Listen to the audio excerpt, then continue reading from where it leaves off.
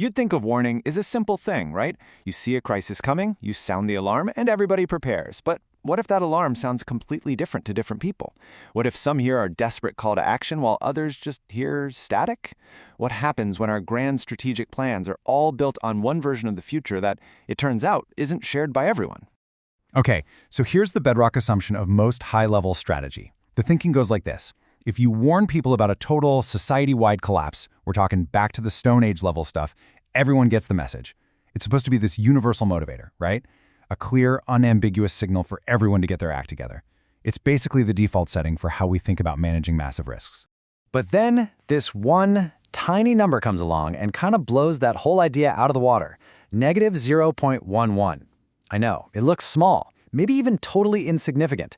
But this little number is the clue that unravels the entire myth of the universal warning. And look, this isn't just some random figure. It comes from some pretty extensive research. We're talking 324 people across 56 countries. So it represents a real, measurable pattern. And this is where it gets really wild. That number shows how a specific mindset, what researchers call the yellow system, which is all about flexible, big-picture thinking, sees that collapse scenario. And they have a negative correlation. They basically tune it out. Now, get this. Look at the others. The green mindset, think community, social harmony, they have a strong positive correlation. They hear that alarm loud and clear.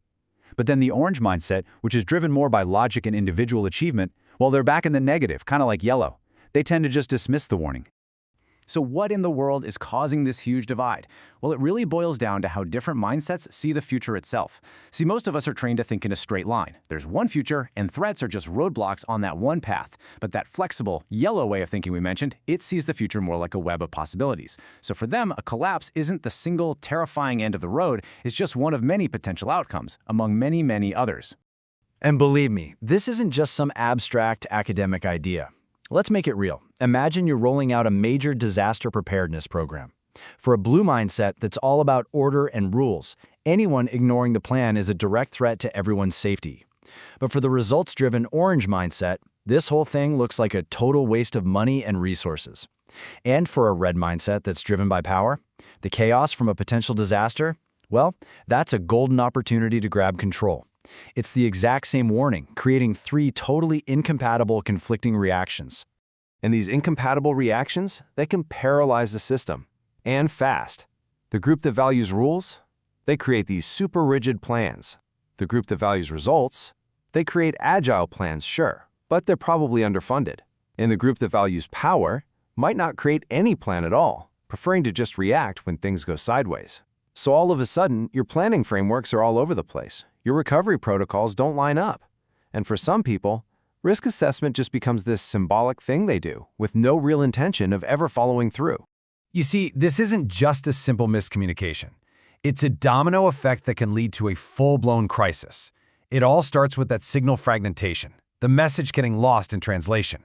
Because that core message is misunderstood, leaders start making critical errors in judgment. And that leads directly to misallocating resources. We're talking money, time, and people, all being sent to the wrong places. And the final result? The entire system becomes fragile, vulnerable to the very shock it was trying so hard to prevent. So, is there a way out of this mess? Well, yeah. We just need smarter tools. One of them is called a dynamic programming model, which sounds super complicated, I know. But just think of it like this. It's basically a weather forecast, but for group psychology.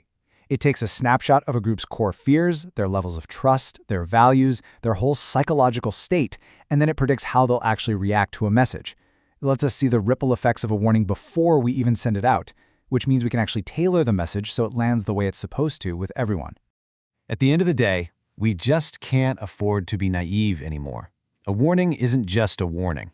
We have to understand the hidden psychological wiring of the very people we're trying to reach. Which really leaves us all with a critical question to chew on. What happens when your plans for your business, for your community, or even just for your own life are built on the shaky assumption that everyone sees the future in the exact same way that you do?